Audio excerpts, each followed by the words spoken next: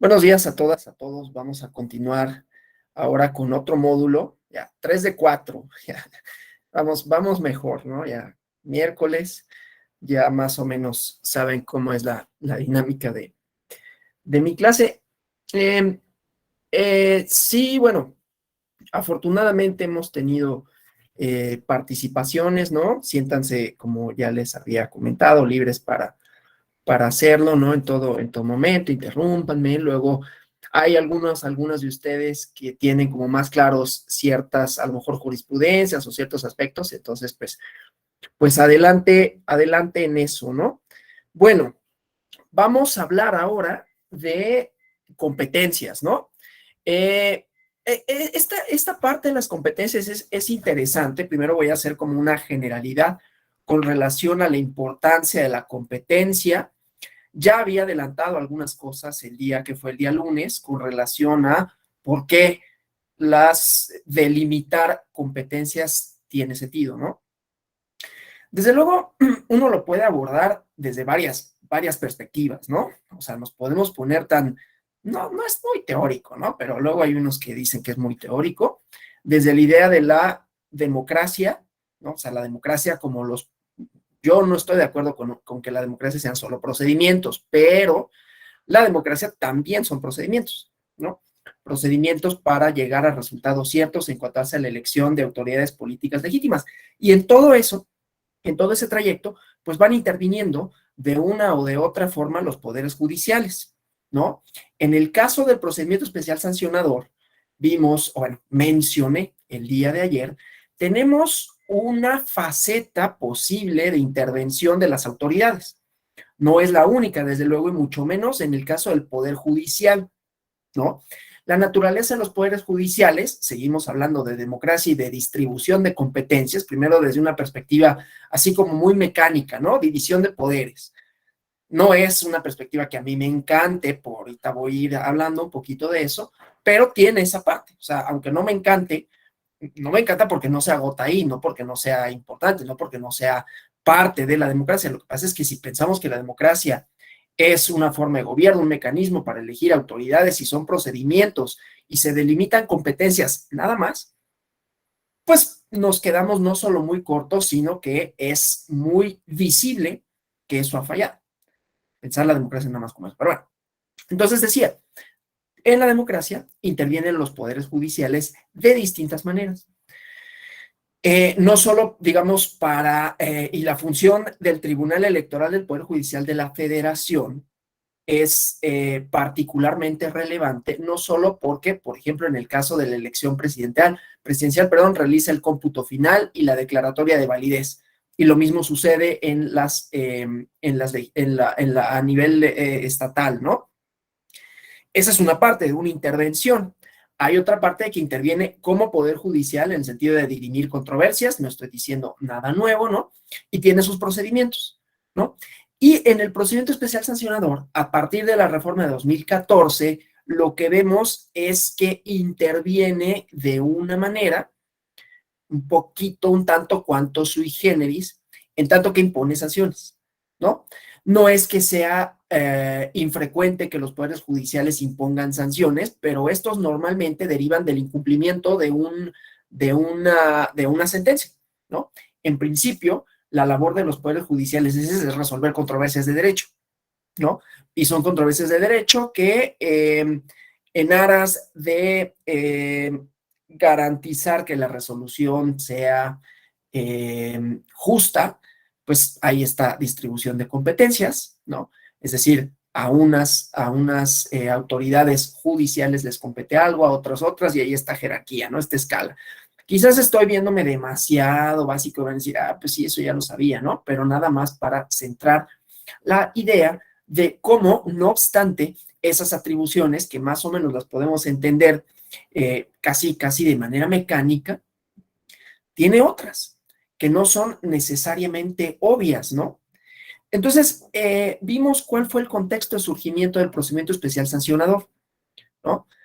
En donde hay una intervención primigenia del Poder Judicial de la Federación, propiamente del Tribunal Electoral del Poder Judicial de la Federación, que en aras de que una petición, una solicitud de acceso a la justicia, independientemente del resultado, no solo el resultado de la elección, sino el resultado último del procedimiento, solicitó al INE, bueno, ordenó al INE que instaurara un procedimiento cierto, ¿no? Salud, Gloria. Un procedimiento cierto para que se respondiera a una petición, a una solicitud, a una inquietud, ¿no? Parte importante de la labor de los poderes judiciales, propiamente de los tribunales constitucionales, es esta, ¿no? Garantizar el orden jurídico democrático, más allá inclusive de la taxatividad de la norma, ¿no? O sea, la norma te puede ordenar, te puede limitar en algún sentido, pero, ¿no? Entendiendo que en la Constitución también se contienen principios de convivencia democrática que hacen extensivo, por lo tanto, el concepto. Entonces, los tribunales o algunos tribunales pueden ir un poquito más allá de la camisa de fuerza que podría tener la norma, sobre todo cuando se trata de garantizar principios constitucionales, ¿sí? Y ahí vamos a tener como varias derivas de esto, ¿no? Que no solo afectan al procedimiento especial sancionador en lo particular, sino al derecho electoral en lo general, ¿no? Causales de nulidad o declaraciones de invalidez, ¿no? Recordarán ustedes, quienes más o menos estén enterados de la parte de las nulidades, ¿no? Que hubo por ahí en el año 2000, una idea de la nulidad abstracta, ¿no? Que era con base en principios, más o menos, ¿no? Una causal que se hizo valer para una elección en Tabasco, principios constitucionales que si no se cumplían, entonces podía invocarse una causal no de las que estaba en el listado. Esto lo digo bueno, voy a lo siguiente, ¿no? Que estaban en un listado limitativo, enunciativo y limitativo para la autoridad, y el tribunal resolvió, pues no, porque también hay principios constitucionales de los cuales tienen que garantizarse su cumplimiento por parte de las autoridades, de manera tal que tengamos esta parte, ¿no? De autoridades políticas legítimas y legitimadas mediante la voluntad popular. Y luego, en la reforma de 2007, se intentó regresar a un sistema taxativo, ¿no? Y decían, solo se pueden anular las elecciones por las causales especificadas en la ley, ¿no? Por reforma constitucional. Y no obstante, en 2008, en un caso en Acapulco, pues dijeron, bueno, es que el tribunal, ¿no? Es que si nosotros nos limitáramos a lo que dice un catálogo, pues podría suceder que haya causales que no cumplan con la Constitución, pero no que estén delimitadas ahí, y por lo tanto hay una facultad implícita de declarar la invalidez de las elecciones cuando no se cumple con ciertos parámetros.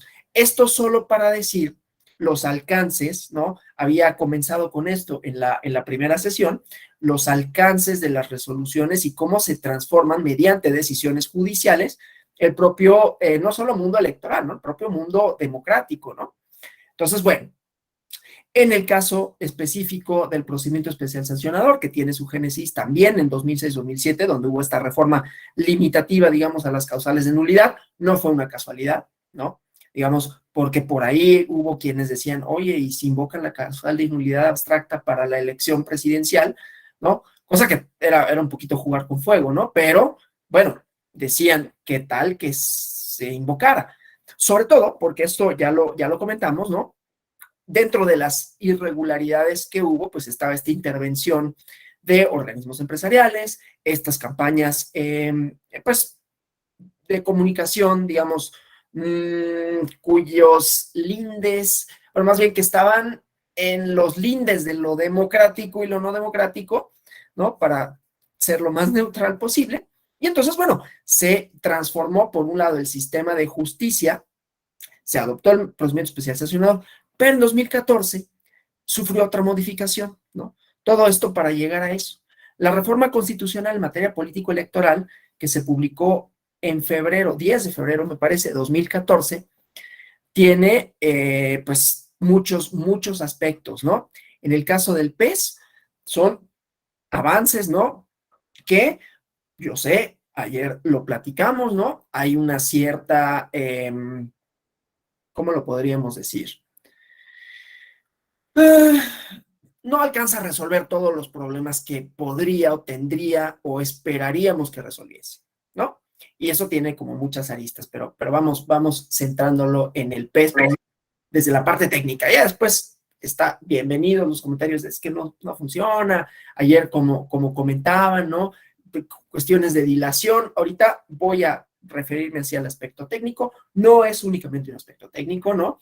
Y desde luego que siempre pueden decirme, pues es que esto no, esto sí, ¿no? Vamos a ver el día de mañana, ¿no? Algunas cuestiones relativas a no solo la competencia, sino cosas que han resuelto en aras de ver la importancia del procedimiento especial sancionador, características y los derechos subjetivos que se hacen valer, ¿no?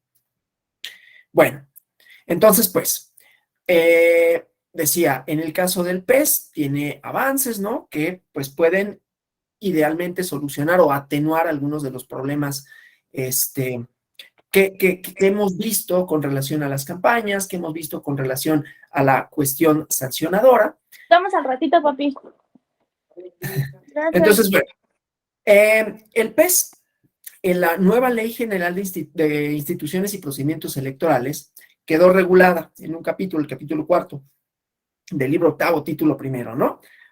Es, insisto, esta reforma constitucional, publicada en el Diario Oficial el 10 de febrero, entró en vigor después, en mayo creo. Y bueno, lo más importante que tiene esta reforma referido al PES, ¿no? Es lo que se modificó constitucionalmente, la base tercera del artículo 41, apartado D. No importa mucho las citas de los artículos, ¿no? Yo las cito nada más para efectos, este es el fundamento, pero bueno, el artículo 41, que además es una cosa así ya gigantesca, no es una Biblia casi, ¿no? Es la Biblia del derecho. Bueno, y entonces, en este artículo 41, apartado de base tercera, se le da una atribución de investigación al Instituto Nacional Electoral, ¿no?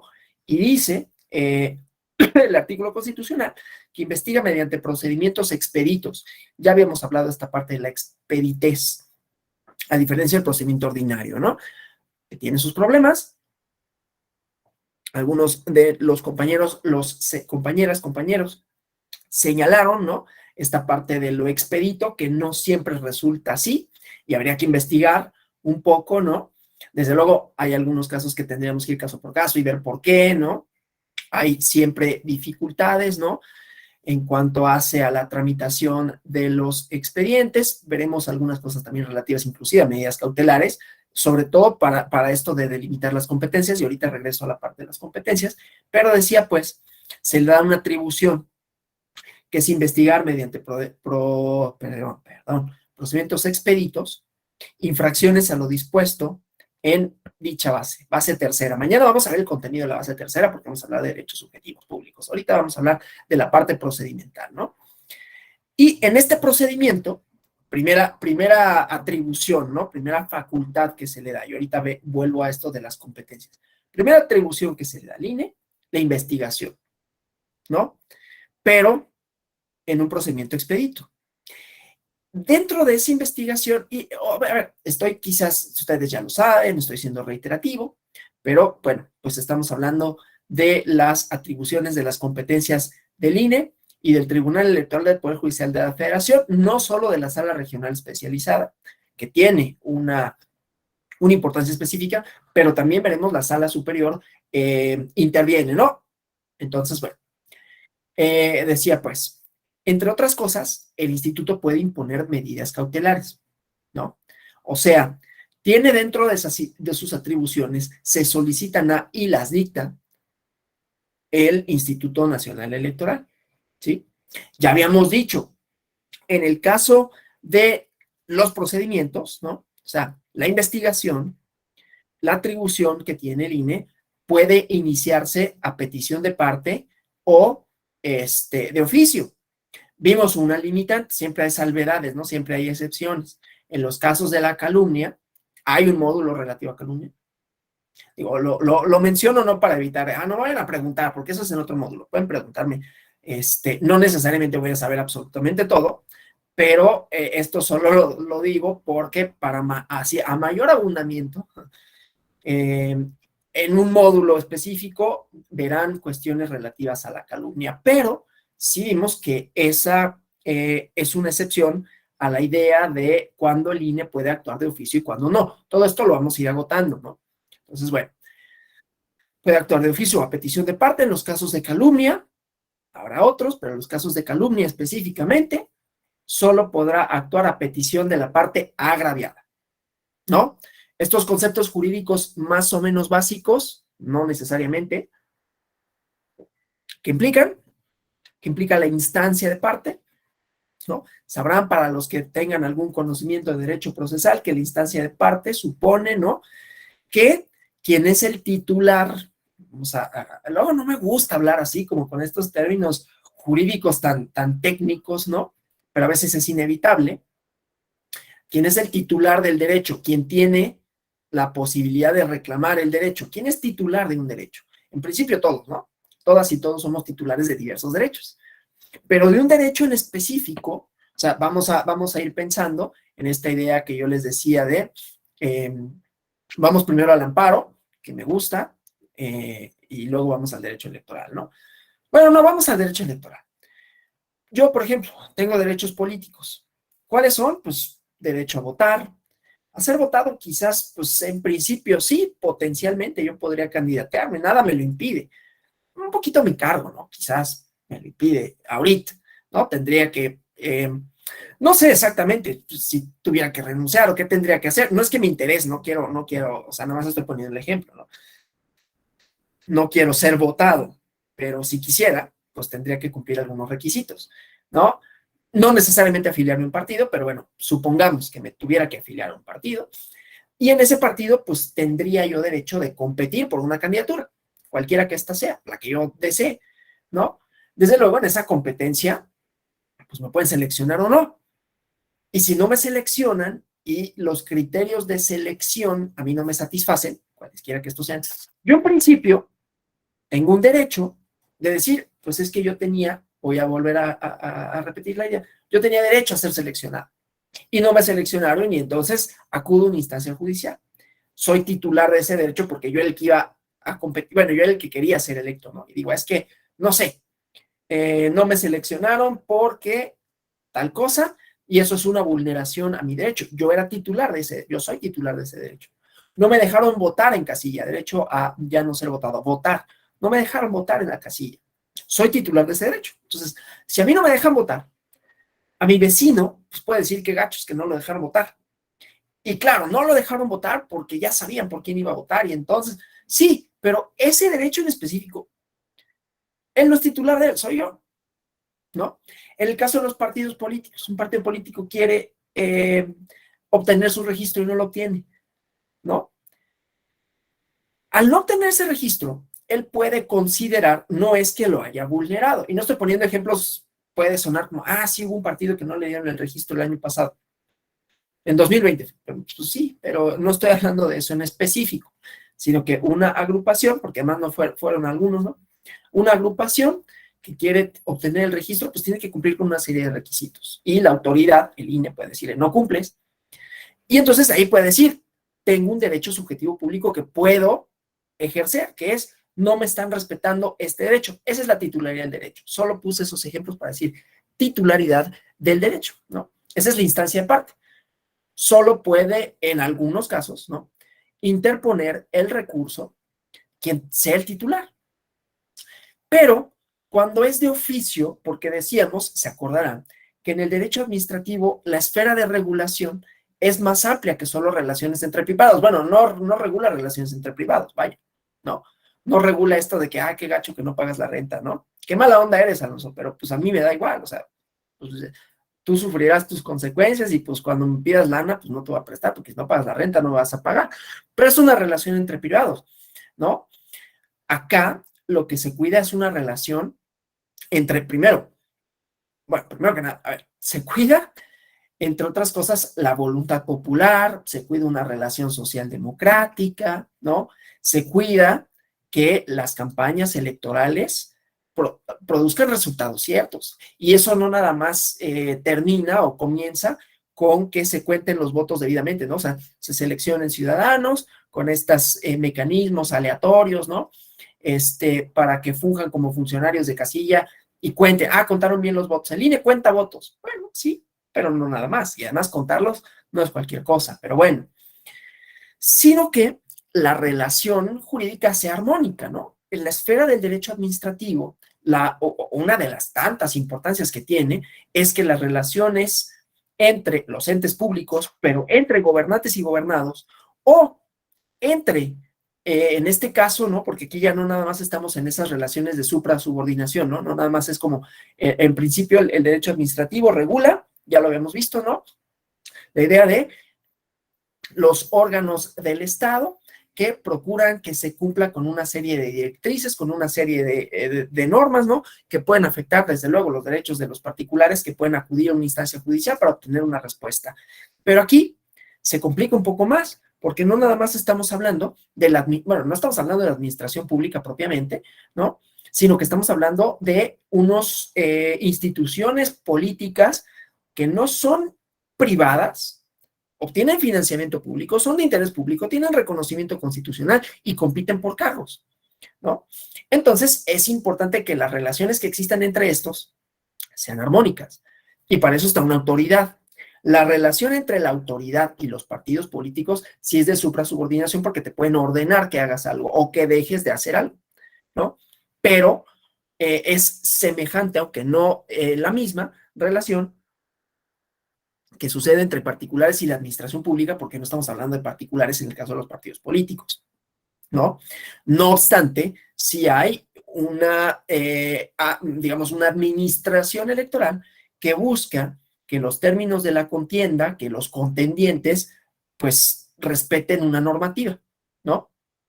Y para esto hay sanciones, para esto hay investigaciones de distinta índole, ¿no? Facultades de fiscalización, esta idea de que se tienen que obtener su registro ante el INE en los partidos políticos, los calendarios electorales que definen cuándo estamos entre periodo de precampañas, intercampañas, de campañas, y en todos esos puede intervenir la autoridad si no se acatan, digamos, los lineamientos, cuyo objetivo es que haya relaciones sociales, pues más o menos armónicas, condiciones de equidad, ¿no? Condiciones, obviamente, de legalidad, pero la legalidad es una consecuencia de otras, ¿no? O sea, no es que, la legalidad es importante respetarla porque es la legalidad. No, la legalidad es importante respetarla porque esto significa no nomás, ¿por qué se la apego a la ley? Sí, pero el apego a la ley implica, ¿no? Que hay equilibrio, en este caso, entre los partidos políticos, ¿no? Y eso es lo que se buscaba, en realidad, con la reforma de 2007, ¿no? Entonces, bueno, esto solo para decir, ¿no? ¿Cuál era la función del INE? ¿Cuál es la función del INE como una instancia administrativa dentro de sus múltiples competencias, porque son varias, y muchas de ellas sancionadoras, no solo mediante el PES, ¿no?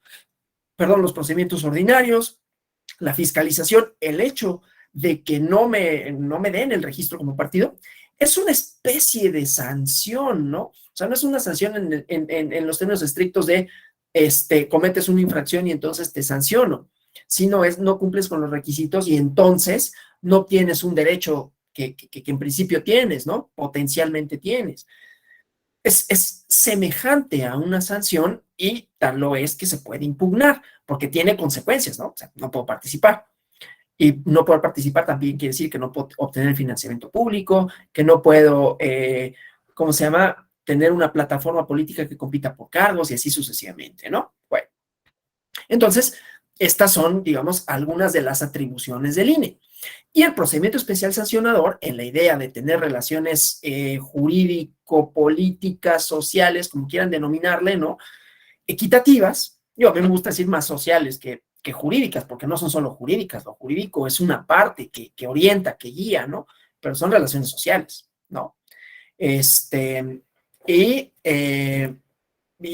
de sociales de tipo político, porque se compiten por cargos, ¿no? Bueno, entonces, ya decía, estas cuestiones de las atribuciones de imponer medidas cautelares, ¿no? De investigar para sancionar, ¿sí? Entonces, bueno, la investigación primero, ¿no? Facultades de investigación y de medidas cautelares. Ya habíamos hablado de la importancia de las medidas cautelares, ¿no? Que persiguen sobre todo conservar la materia del juicio. Esto, a ver, sí quiero saber si estoy siendo así como demasiado ABC, demasiado bolitas y palitos, o vamos bien, ¿no? Porque si me dicen así de no inventes, vamos bien, ¿sí?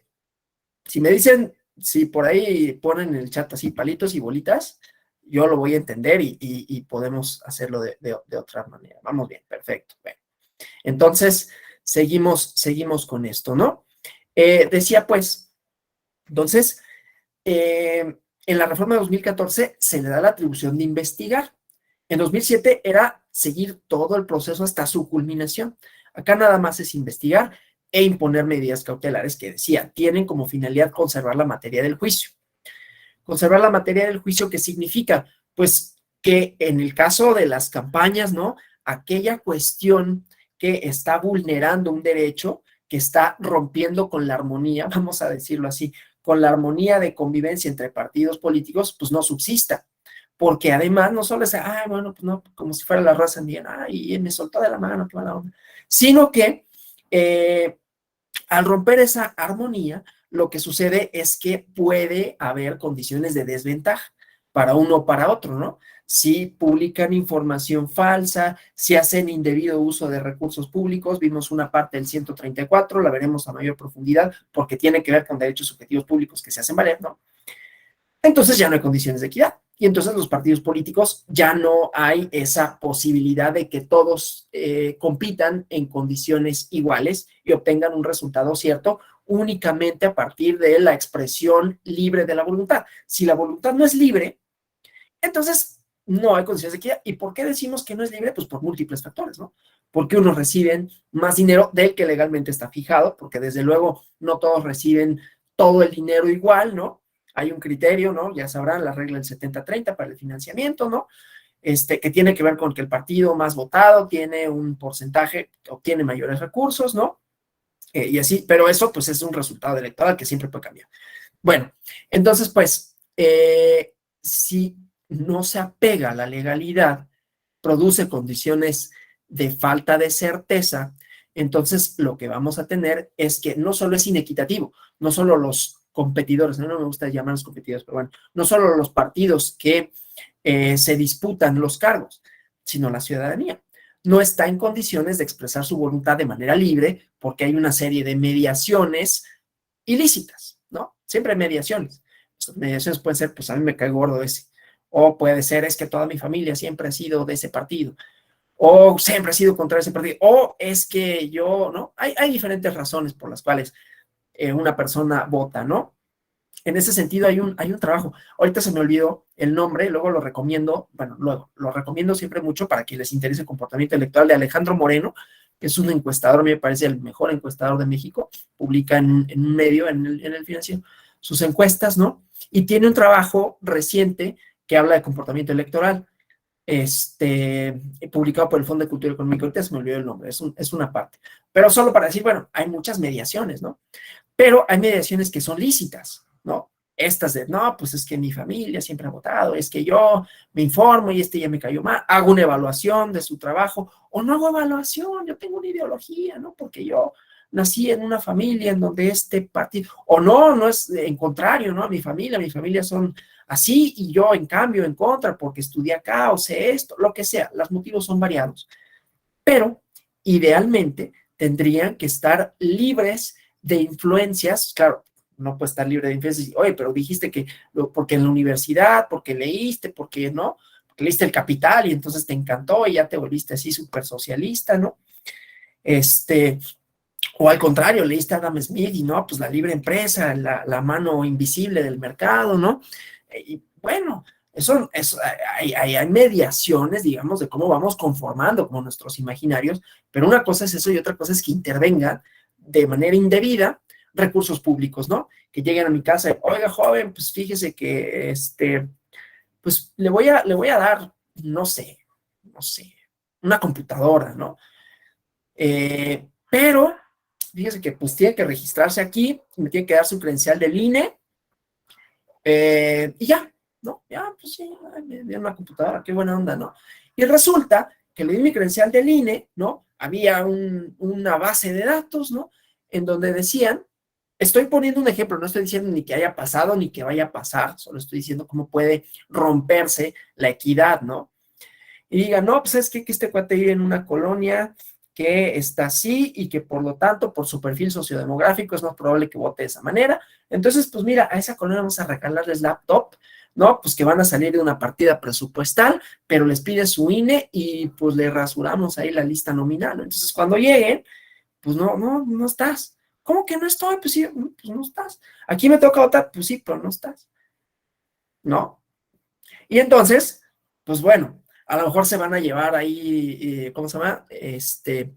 Entre las patas, voy a decir, bueno, se van a llevar de corbata a otros que, oye, pero yo sí iba a votar por eso, sí, me quitaron, ¿no? Pues sí, pero en un cálculo de probabilidad era, bueno, vamos a sacrificar a unos pocos para que gane el que queríamos que ganara. Claro, eso se puede denunciar, o sea, no estoy diciendo ni siquiera que suceda, solo estoy diciendo uso de recursos públicos indebido, ¿no? Ahí ya no habría una libre manifestación de la voluntad, y ese es un caso, ¿no? Pero hay otros, ¿no? De violencia política de género. No me meto mucho en ese tema, pero solo voy a dar un ejemplo de el caso Iliatenco, creo que se llama Iliatenco, en Guerrero, que se anuló una elección por esa cuestión, ¿no? ¿Qué pasó? Hablando de cómo hay mediaciones entre la voluntad y las mediaciones pueden ser ilícitas o no, ¿no? Y la ilicitud está en la conducta, en quién la comete, con qué fines la comete, cuándo la comete, ¿no? Y en el caso, les digo, no me acuerdo, es que luego un poquito los nombres no se me quedan, ¿no? Pero creo que sí Iliatenco. Y el caso es que en ese expediente se resolvió anular una elección, ayer que hablamos de violencia política de género, porque se pusieron una propaganda en periodo ya, creo que el día de la votación, y poquitos días antes, que contenía mensajes alusivos a la incapacidad, según el mensaje, yo no estoy diciendo eso, según el mensaje, aludían a la incapacidad de una mujer para gobernar, ¿no? Digo, no lo decían así, lo decían con palabras bastante más feas, ¿no? De manera un poco soez, pero además, no solo era eso, era el elemento de hay tiempos para poder hacer campaña. Desde luego, eso por un lado, tiempos, por otro lado, pues el discurso de tu mensaje tampoco puede ser ese, en el caso de violencia política y género, y bueno, otras limitantes, ¿no? Y por otro lado, ¿en dónde estaban los mensajes? Porque resulta que para la diferencia además entre una candidato o candidata y otra fue el 9.97%, fue menos del 1%, ¿no? Y además, para muchas personas que se tenían que trasladar a una casilla electoral, estaban ahí esos mensajes, creo que en unos tinacos, ya no tendría por qué haber publicidad y en su trayecto estaba y lo veían, ¿no? O sea, estaba bien montado, pues, este operativo ilícito para tratar de influir en la voluntad ciudadana, ¿no? ¿Cómo podemos saber que influyó? Pues no podemos determinarlo, pero sí hay elementos para presumir, ¿no? Que no hubo condiciones de equidad. Que ese es un argumento novedoso, ¿no? Porque, y ciertamente puede haber quien diga, no, pero es que eso no se puede medir, no se puede saber, y por lo tanto, ante la incertidumbre, mejor conservar, ¿no? Pues no, aquí dijeron, no, por la diferencia entre candidata, cosa distinta sucedió en 2006, no me meto en eso, solo lo menciono, porque ahí decían, pues es que no podemos saber cuánto la publicidad influyó o no, pero el criterio de Iliatenco Guerrero es, pues no podemos saber, pero yo creo que esa misma argumentación llevada a 2006 hubiera tenido resultados distintos, pero esa es una mera hipótesis y ya dije que no voy a pronunciar sobre eso, ¿no? Bueno, el chiste pues es que hay una mediación indebida, ¿no? Hay una mediación indebida que con un alto grado de probabilidad influyó en el resultado, ¿sí? Y entonces no se pueden producir las consecuencias de derecho que se buscan, ¿sí? Porque entonces el acto está afectado de ilegitimidad. Bueno, esto solo para decir, ¿no?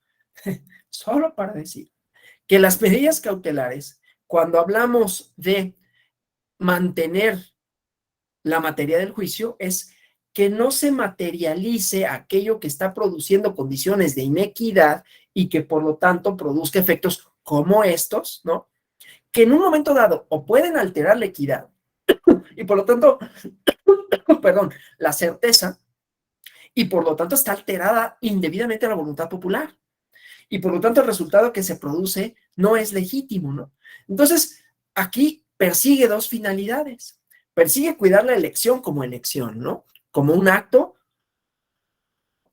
jurídico-político en donde, ay, en donde estamos eligiendo perdón, legitimando autoridades políticas que van a tomar decisiones, que son representantes, que son, pues, gobernantes, ¿no? Y que para el ejercicio de su encargo, pues tienen que estar legitimadas por la voluntad popular.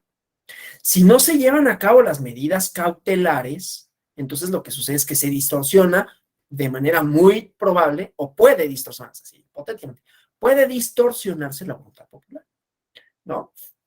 De ahí la importancia que tienen las medidas cautelares para conservar la materia del juicio. Entonces, ayer, cuando platicábamos y que me decían, no estoy diciendo que no pueda suceder y que todas las medidas cautelares se concedan, no. Chihuahua, perdón. No sé qué me pasó, que me está dando tos. Mientras no sea el COVID que voy invicto, todo bien. Si solo es tos, no pasa nada. Si es otra cosa, entonces pues voy a perder mi racha de 2 años y medio sin enfermar. Bueno, decía, entonces, esta cuestión de las medidas cautelares, porque si se materializa aquello que rompe las condiciones de equidad, pueden pasar dos cosas, ¿no? Puede haber incerteza, más allá de lo ilegal, o sea, lo ilegal, pues por sí mismo es como, bueno, pues sí, qué mal que es ilegal, pero ¿y eso qué significa? Que no cumplió con la norma. Ah, ¿y eso qué significa? Que no cumplí con la norma, pues por sí mismo, bueno, pero ¿y si la norma no existiera, no habría incumplido? Lo que pasa es que la ilegalidad a mí siempre me resuena así, ¿no? Es que eso es ilegal. Oh, pues sí, pero ¿eso qué significa? Que es ilegal quiere decir que rompes con unas condiciones de armonía, de equidad, ¿no? En donde todos tendrían, en principio, las mismas condiciones potenciales para influir en la voluntad ciudadana de manera legítima, ¿no? Convénceme a la buena, ¿no? Entonces, bueno, eso, el objetivo de las medidas cautelares es que si este acto, la propaganda, la violencia política de género, los promocionales, etcétera, de manera indebida rompen con esa armonía, se afectan las condiciones de equidad y puede influir de manera indebida en el ánimo popular. Entonces estamos cuidando, decía, y con todo este rodeo para decir, cuidamos dos cosas, ¿no? El procedimiento como procedimiento y la voluntad popular, ¿sí? Ese, el objetivo así general de las medidas cautelares. Y entonces, no solo eso, las medidas cautelares, ¿no? Que pueden ser de distinta índole. Verán en su módulo de medidas cautelares, y ayer les había comentado, ¿no? Esto Alonso, te pidieron la palabra. Ah, gracias, es que no los estoy viendo. Sí, por favor, Ángelo Fernando. Sí, doctor. No, díganme Alonso, no sean mala onda. Ok, Alonso. El caso, por ejemplo, el que comentas de esta elección, caso contrario a lo que ocurrió en la Ciudad de México antes de la reforma en materia de BPG, de violencia política, en Coyoacán, ¿no? Cuando la Sala Superior determinó que, si bien es cierto, había ocurrido la violencia, no se había podido determinar de qué manera había incidido esta violencia contra la candidata en ese entonces, María Rojo, y entonces no se pudo anular la elección, ¿no? Y también tomar en cuenta que todavía ahí no estaba regulada, o todavía no estaba establecida en la ley IP el caso de violencia política. Sí reconoce la Sala Superior que hubo violencia, pero no reconoció en qué medida había incidido en la voluntad popular esta violencia de género, ¿no? Y derivado de este caso, como de otros tantos, sobre todo a nivel municipal, es que dan pie también a esta reforma del 2020, ¿no? Sí, efectivamente. Aquí lo había dicho así en términos marxistas, ¿no? Que dije, el conflicto es el motor del cambio, ¿no? Y justo, porque en ese momento pues la argumentación fue esa. Creo que también había una cuestión de diferencia entre primero y segundo lugar, que también, pues digamos, decía, pues si bien es cierto que eso existió, no solo no podemos determinar hasta qué punto, sino que no es decisivo. Yo creo que ahora que ha tenido afortunadamente una mayor, digamos, hay una mayor sensibilidad, tanto social como jurisdiccional como política, el tema. No estoy diciendo que eso pueda ser, yo no adelanto criterios, yo digo mi opinión como profesor investigador, no representan mis opiniones la postura del Tribunal Electoral del Poder Judicial de la Federación de ninguna manera, pero yo creo que ahora quizás inclusive rebasándose un margen racional en el que puedas decir, pues es que fue mucha la diferencia, no obstante eso, no obstante la diferencia, en la ponderación que se pudiera hacer entre un principio y otro, podría ser que prevaleciera la violencia política de género y decir, no, es que eso no se puede hacer independientemente de que hayas avasallado. Eso es indebido y por lo tanto se anula la elección. Es una posibilidad, ¿no? Sí, Gloria. O sea, el tema de anular una elección es una de las causales más difíciles de probar, de las más complicadas, porque imagínense todo lo que está en juego, o sea, es la voluntad popular en juego. Por eso preguntaba, pero el doctor Alonso, yo bien igualada acá, Alonso. No, Alonso, pues si no me llamo doctor Alonso. Preguntaba, por ejemplo, de los últimos casos de una elección anulada, Tlaquepaque. Ustedes podrán decir, ay, pues Tlaquepaque, ¿qué? No, hombre, Tlaquepaque era importantísimo. ¿Y por qué se anuló? Por las declaraciones de un obispo, ¿no? Sí. Entonces ahí es cuando dices, a ver, ahí, o sea, eso acaba de pasar. O sea, se anula una elección por las declaraciones de un obispo, en redes sociodigitales, por el supuesto impacto, en fin. ¿Y qué hubiera pasado en 2006 con la campaña de cierto personaje que era un peligro para México? Evidentemente los criterios cambian y van evolucionando. En el caso de María Rojo, lo que dijeron es sí hay violencia, pero no está tipificada, por lo tanto, no podemos asegurar si sí o si no hubo una afectación directa a su campaña. Claro que la había. El tema es que, como nos lo ha explicado Alonso, no había una normatividad que dijera, ¿y ahora qué hacemos? Después hubo un protocolo y hasta el 20, que es una de las reformas menos eficientes en materia de defensa a víctimas, sí a instituciones, pero no a víctimas, empieza el tema. Y aún hoy, se los digo porque yo hago observación electoral y acabo de hacer un observatorio de eso en el 2021, y justo vas viendo cómo va evolucionando el tema y que siempre va a haber cosas que digamos, que revisar. Yo cuando terminé mi observatorio todavía no se anulaba una elección, creo que fue en Michoacán por un tema de violencia política. Pero lo interesante es ir viendo estos criterios y cómo van evolucionando estos criterios, y ahí entra muchísimo, sobre todo en estos casos que yo estudié en el 2021, perdón, el procedimiento especial sancionador, precisamente. Sí, sin duda. Sin duda, ¿no? Inclusive para quienes dicen, es que qué frustrante, ¿no? Porque no se obtuvo el resultado que se buscaba. No, pero muchas veces sientan como precedentes interesantes, ¿no? Con relación a esto. Y decía, gracias por las participaciones, ¿eh? Decía de las medidas cautelares que existe la tutela preventiva, ya la verán ustedes, pero ¿qué significa? Para que no solo es, o sea, la idea de la medida cautelar, la idea de conservar la materia del juicio. Bueno, pero ¿qué pasa si hay conductas reiteradas, pero que son individuales, ¿no? El otro día, y lo traigo a colación porque se mencionó aquí en la clase, ¿no? Las mañaneras, ¿no? Que han sido materia de mucha controversia. Yo no es que yo esté en desacuerdo con las mañaneras, tendrán sus cosas interesantes, tendrán sus cosas pícaras, tendrán sus cosas pues, malas, como cualquier ejercicio, ¿no? Pero ahí, por ejemplo, ¿no? Había hubo un acto, ¿no? Y en ese acto, pues había una probable vulneración de las condiciones de equidad. Ok, se sanciona ese acto. No soy, o sea, sí hubo un caso específico, lo que pasa es que no tengo en mente el expediente, mañana se los comento, ¿no? Esto de tutela preventiva. Y entonces decían, pero ¿sabes qué? De nada sirve que le digan, bueno, ya no, ese acto en particular es sancionable. Si lo vuelve a hacer y lo vuelve a hacer, lo vuelve a hacer, y entonces vamos a tener que estar instaurando, y procedimientos sancionadores, no nos vamos a dar abasto, ¿no? Y entonces el INE dice, a ver, vamos a utilizar la figura de la tutela preventiva, que es en lo sucesivo, no lo hagas, ¿no? básicamente de eso se trata, ¿no? De decir, y abstente en el futuro, ¿no? De llevar a cabo actos análogos a este por el cual te estoy dictando la medida cautelar, en donde te digo, no digas esto o se baja este promocional, pero no lo vuelvas a hacer, ¿no? O sea, con efectos hacia el futuro. Es una de las posibilidades de muchas, ¿no? Que tiene decía, las medidas cautelares.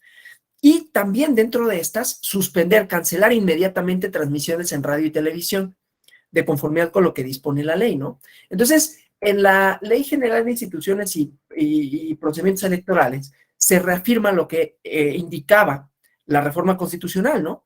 Que ya no iba a ser la autoridad administrativa electoral, sino el Poder Judicial de la Federación, quien resolviera los procedimientos expeditos. Las atribuciones del INE en materia del PES se circunscriben a la integración del expediente original que se forma con motivo de la denuncia y del informe circunstanciado. Ya vemos ahorita lo del informe circunstanciado, ¿no? Circunstanciado, perdón. Y entonces, una vez que se tiene eso, ¿no? La denuncia, la integración del expediente, las pruebas, el INE hace un informe circunstanciado y lo remite a la sala superior, perdón, la sala especializada de nueva creación, creada en 2014, ¿no? Una vez que recibe el expediente, el presidente de la sala lo turna a un magistrado, ¿no? Para que se verifique. Esto ahorita estoy haciendo así como toda, como habíamos dicho, ¿no? La generalidad, porque obviamente en esa atribución de investigar hay una serie de pasos, ¿no? Además de las temporalidades específicas, pero bueno, ahorita de manera general, ¿no? Entonces, el INE integra el expediente, ya dijimos, investiga, petición de parte o de oficio, puede dictar medidas cautelares, que pueden ser de distinta índole, pueden suponer la medida, la tutela preventiva, pueden suponer, ¿no? La suspensión y la cancelación inmediata de un promocional.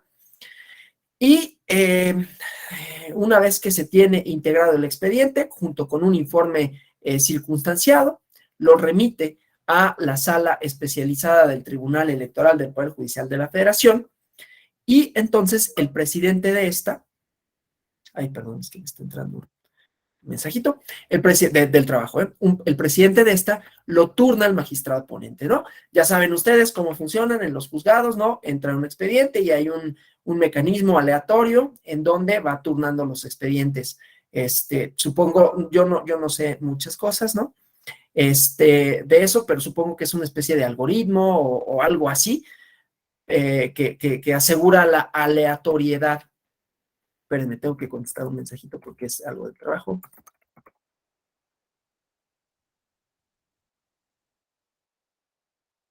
Espérenme, voy a, nomás.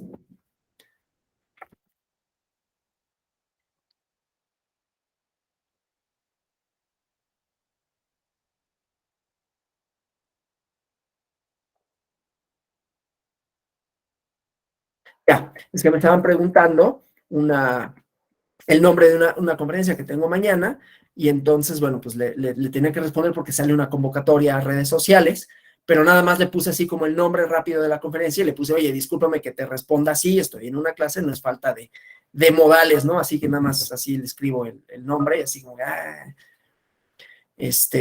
bueno, una disculpa, ¿no? Sí tenía que contestar por esta cuestión. Entonces decía, estos turnos aleatorios, que yo no sé cuál sería la denominación matemática, que sea si es un algoritmo o qué, lo que hace que se asegure esta distribución aleatoria de los expedientes, pero eso en realidad no es importante para efectos de lo que estamos hablando aquí. El chiste es que el turno correspondiente se le asigna al magistrado que por turno corresponda, y o esta verifica que se cumpla por parte del instituto. Ya veremos cuáles son estos requisitos, ¿no? Ahorita estoy otra vez en la generalidad, ¿no? Que haya cumplido el instituto los requisitos previstos en la ley y radica la denuncia, ¿no? Si se advierte que hay omisiones, deficiencias en la integración del expediente, en la tramitación de pues entonces se realiza o se ordena al instituto que se hagan diligencias necesarias, ¿no? Y se determine un plazo, ¿no? O sea, por ejemplo, esto que hablábamos de las diligencias para mejor proveer, no está debidamente integrado, falta desahogar esta prueba que sería crucial para efectos de tomar una decisión, y por lo tanto esto, o no está emplazada una de las partes, derechos de las partes que habíamos visto el día de ayer, ¿no?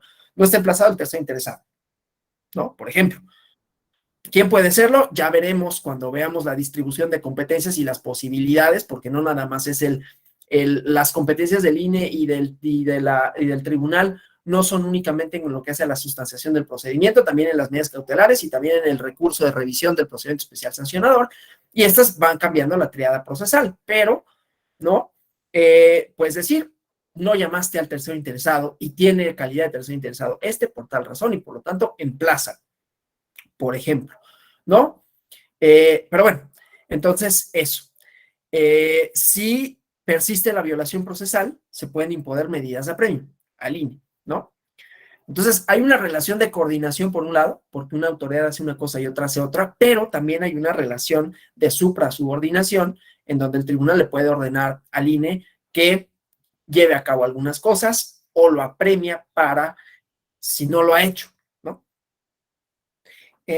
Bueno, entonces, ya si esté integrado debidamente el expediente, el magistrado ponente somete a consideración del Pleno de la Sala Especializada el proyecto de sentencia dentro de las 48 horas siguientes contadas a partir de su turno.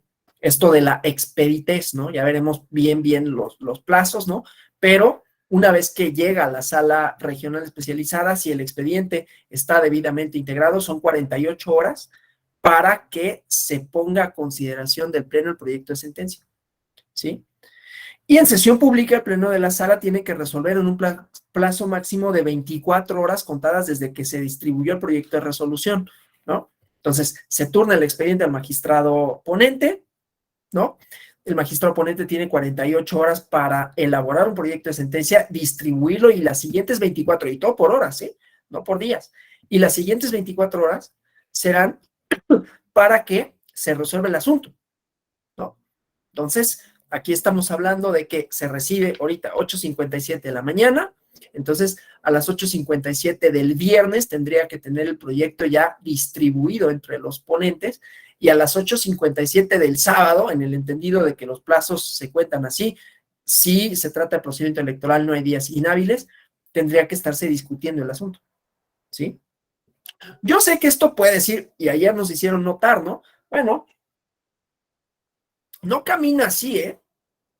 Hay otros que se dilatan, hay otros, digamos, mediaciones, hablando de mediaciones, ¿no? Que puede ser, pues, la carga de trabajo, puede ser, no sé, puede haber muchas cosas, ¿no?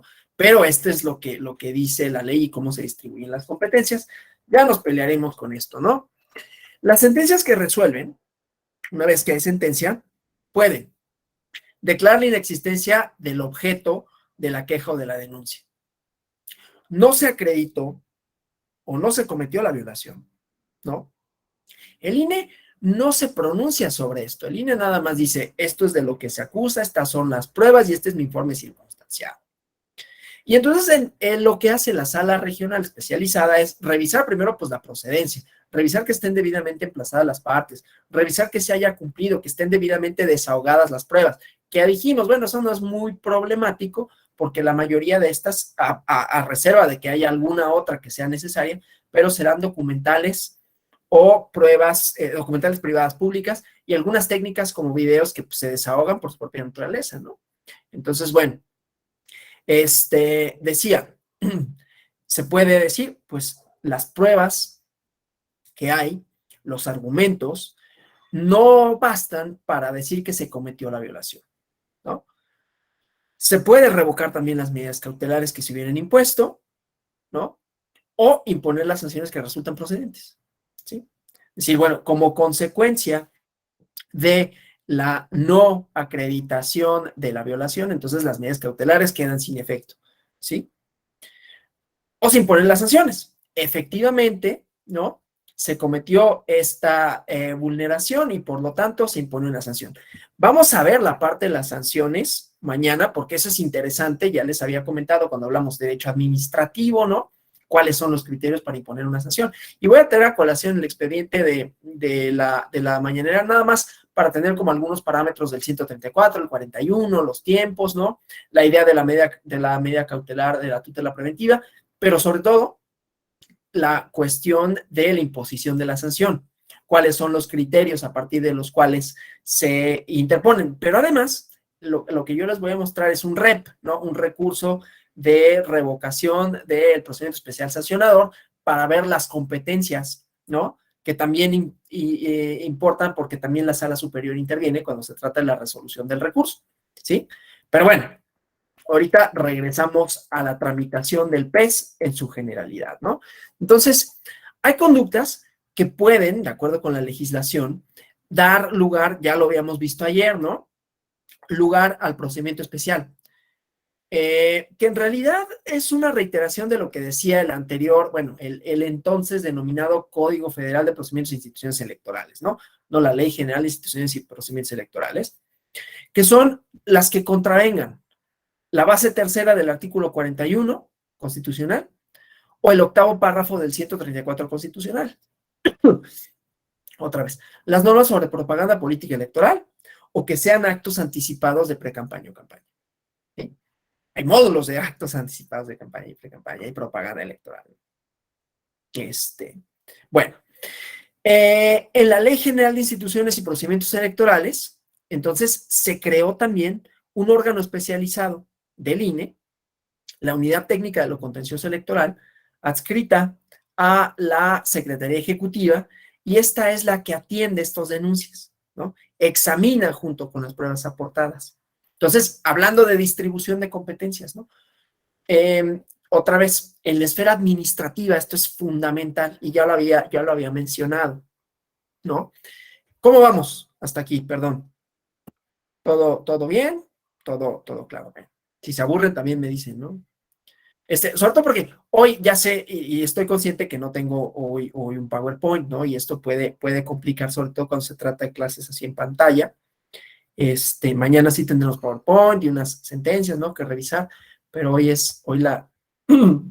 pensé que podía ser también así posible, ¿no? Y mira, la verdad, porque no soy como muy bueno ni muy fan de hacer PowerPoint y luego me quedan bien feos, ¿no? Nada más dicen así 3 cosas. Y luego me piden las presentaciones, ¿me la mandas? Y yo, pues sí, te la mando. No sé si sirva de mucho que te la mande, pero yo lo hago, ¿no? Bueno, entonces, en la distribución de competencias, esto es importante, ¿no?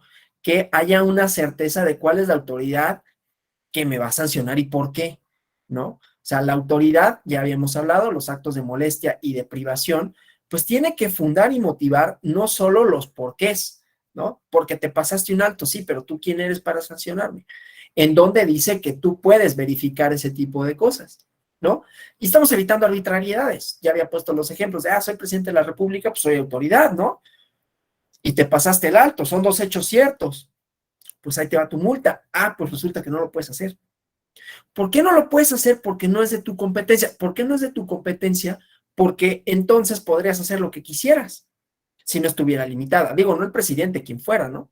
El juzgador, quien fuera. Por eso hay materias civil, mercantil, etcétera, ¿no? Electoral. Y el electoral, oye, pues soy autoridad jurisdiccional. Sí, ¿no? Pues ya te divorcié. ¿Por qué no? Soy magistrado, no yo, pues, soy magistrado de la Sala Superior del Tribunal Electoral del Poder Judicial de la Federación. ¿Cómo que no te puedo divorciar? Pues por supuesto que ahorita me echo la sentencia, ¿no? Bueno, y que mi secretario de acuerdos, ya le dije, sí lo va a firmar, tiene fe pública. ¿Puede hacerlo? No puede. No puede producir esos efectos vinculantes para esa cosa, ¿no? Por la cuestión de la certeza, ¿no? No solo por la cuestión del conocimiento técnico, que ese, pues puedes decir, bueno, pues ese es, ya yo no sé, yo no puedo saber sí puedo saber, por ejemplo, que el magistrado Felipe de la Mata sabe muchísimo de derecho civil y pues en principio sí tendría el conocimiento técnico necesario para pronunciarse sobre un divorcio, porque además ha dado clases de derecho civil toda su vida, ¿no? Entonces, pues sí, podría, ¿por qué no podría? Es magistrado además, ¿no? Sí, pero hay una distribución de competencias que evitan la arbitrariedad, porque dejen ustedes que me pudiera divorciar, digo, me casado estoy para empezar, ¿no? Pero elemento esencial de validez, ¿no? Para que pueda producir efectos una cosa, pues tiene que haber otra que pueda, ¿no? Entonces, pues para divorciar, ¿te quieres divorciar? Pues primero cásate y luego ¿no? Bueno, pero decía, no solo es esa arbitrariedad, sino pues en una de esas hasta la cárcel, ¿no? ¿Y por qué me va a meter a la cárcel? O sea, él por qué se puede pronunciar sobre esto, entonces está delimitado. Bueno, de la misma manera, con la misma idea, ¿no? En la LEGIPE, pues se crea una unidad específica, ¿no? para no atiborrar, por un lado, de competencias quizás al Consejo General, ¿no? Pero también para que haya personas que le dediquen su tiempo a esto, porque imagínate si fuera el Consejo General, puta, el Consejo General en tiempo electoral, pues sesionan, y luego hay sesiones, ¿no? Que empiezan y yo las vi en la elección pasada, ¿no? En el periodo electoral pasado, del 2021, que iniciaban a las 6 de la tarde y terminaban a las 3, 4 de la mañana o hasta más, ¿no? Imagínense, vamos a resolver un peso, bueno, vamos a pronunciar sobre la admisión, aparte de esto, ¿no? Entonces, también por efectos de carga de trabajo, por efectos de certeza, ¿no? ¿Quién atiende estas denuncias, no? Unidad técnica de lo contencioso electoral. Entonces, no nada más es el INE como ente así grandote, ¿no? Así como nada más es el Poder Judicial como ente, no. Hay tribunales, ¿cómo se llama? Juzgados de distrito, tribunales colegiados, van a modificarse estos, o se han modificado la idea de los unitarios, ¿no? El Tribunal Electoral, la Suprema Corte de Justicia de la Nación, y cada una pues tiene sus funciones acotadas, y llegar a una supone una serie de pasos lógicos, ahí más o menos, ¿no? Luego no tan lógicos, ¿no? O luego no tan coherentes, a lo mejor para nosotros sí, pero no necesariamente para los justiciables, ¿no? Que se pierden en esos laberintos, a quienes les guste el proceso de Kafka, ¿no? Luego hasta resulta desesperante ver cómo así pobre, ¿no? Llega a un lugar y ni sabe cómo, y son laberintos y son pasillos, y es posible que muchas personas lo vean así, ¿no?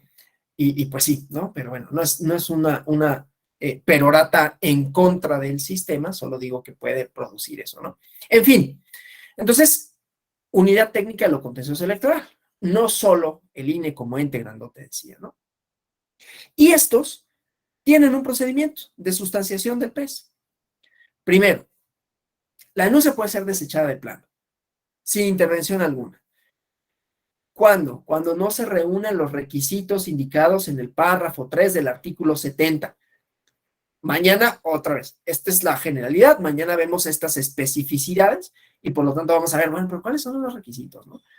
Los requisitos que indica el párrafo tercero del artículo 470 de la LEGIP, ¿sí? Entre ellos, ¿cuáles está? Bueno, pues obviamente que tenga firma, que si se trata, por ejemplo, de un representante de un partido político, pues tenga representación, ¿no? O sea, yo no puedo, yo voy a interponer la denuncia por el partido X, y la presento, ¿no? Oye, pero ¿tú quién eres? No, yo soy su representante legal. ¿En dónde dice? Pues en la demanda, sí, pero ¿cómo corroboro que así es, no? Y entonces hay que acreditar la personalidad, ¿no?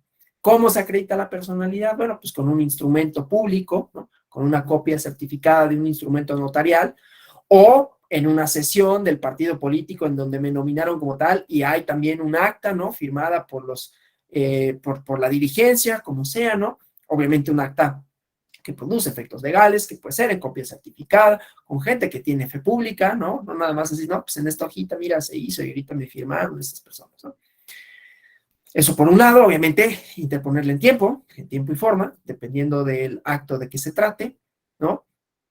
Ya veremos mañana, ¿no? La distribución de cuántos días para cada cosa, pero bueno, eso. Entonces, verifica.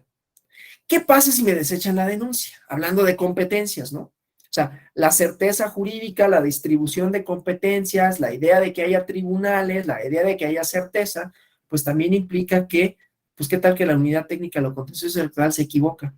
Y si se equivoca, que ya valió. Y si ya valió, entonces va a seguir el promocional. Y si sigue el promocional, se afectan las condiciones de equidad. Y si se afectan las condiciones de equidad, van a anular la elección. Pues, ¿por qué no? Como que lo hacemos un poquito para atrás, ¿no? ¿Qué tal que lo desechó mal? Hay desechamientos. Yo estoy prometiendo mucho, ¿no? Dije, mañana. Yo espero que alcancemos a ver todo el material que me gustaría para desechamientos indebidos, ¿no? Y entonces, si me desechan ya, no. Hay una figura y hay un módulo para ello, pero lo voy a mencionar porque es distribución de competencias y lógica procesal. Hay un recurso. Me desechan de plano porque, y voy a poner el ejemplo del expediente, a reserva de que mañana lo refiera debidamente, ¿no? Decía en un asunto, en un PES, se interpuso la denuncia y dijeron, es que, ¿sabes qué? Que no se cometió la violación que tú aduces. Así de, Chihuahua, pues tú no digas eso. O sea, a ti no te compete, ¿no? A ti no te compete decir si se acreditaron los hechos o no. distribución de competencia. ¿A quién le compete el tribunal? Tú lo que tienes que hacer es recibirla, ver que es caso real, ¿no? No es en contra de la unidad técnica de lo contencioso electoral, a ver, tampoco es tan así como lo estoy platicando, tenía ciertos elementos técnicos, hay una jurisprudencia que lo resolvió, ¿no? No estoy hablando, ay, estos, ¿no? Sino que, bueno, a veces, pues, las personas cometemos errores, ¿no? Y, bueno, errores técnicos, jurídicos, de apreciación, y para eso existe en la lógica procesal, pues, a otras instancias que pueden conocer. Entonces, ¿qué sucede si me desechan? Pues hay un recurso de revisión del procedimiento especial sancionador que contempla la propia Ley General de Procedimientos e Instituciones Electorales, ¿no? No es cierto, la Ley General del Sistema de Medios de Defensa en materia electoral, es que, mucha legislación, ¿no? Ahí se contempla. Entonces, si me desechan, puedo controvertir esa decisión, ¿sí? ¿Y a quién compete? Hablando de competencias, la resolución del recurso, y conste que estamos hablando del PES, ¿eh? No son estos ejemplos que he puesto o sea, el PES se instaura por una denuncia. Claro, cuando hay una denuncia quiere decir que no actuó de oficio, que actuó a petición de parte. El titular del derecho subjetivo público acudió y presentó y dijo, ¿sabes qué? Unidad técnica de lo contencioso electoral, quiero que se instaure un PES por estos motivos. Y entonces revisan y dicen, se desecha de plano. ¿Por qué? Y en el caso del ejemplo, ¿no? Pues porque no hay tal violación. Dices, pues es que tú no puedes saber eso, porque no es tu competencia. Pero ya me desechó, entonces voy al recurso. Recurso de revisión en el procedimiento especial sancionador, ¿no? Que se interpone en la sala superior. Bueno, se interpone ante la autoridad, pero resuelve la sala superior del Tribunal Electoral del Poder Judicial de la Federación. Y que igualmente puede revocar, puede modificar o puede confirmar. Y entonces vamos a suponer, me desechan, interpongo el recurso y le dicen, ¿sabes qué? Pues admite, ¿no? O bueno, analiza si no se acredita alguna otra causal de improcedencia y de no ser así, sin tomar en cuenta esta porque no es, o sea, no es una causal, no se acreditó, entonces admite, ¿no? Y ya, sigue el proceso. Esa es una posibilidad, entonces se puede desechar de plano porque no se cumplen con los requisitos del artículo 3 del artículo 470 de la LEGIPE, porque los hechos denunciados no son una violación en materia de propaganda político-electoral, porque el denunciante, o sea, una cosa es decir, no constituyen una violación y otra cosa es decir, no se acreditó. La acreditación es un pronunciamiento de fondo, ¿no? El decir, estos hechos, pues lo que estás denunciando no es una violación en materia de propaganda político-electoral, sorry, ¿no? Esa es una causal de improcedencia, ¿no? Que no es lo mismo decir, pues es que no hay tal violación que la que tú aduces, pues es que eso tú no puedes saber.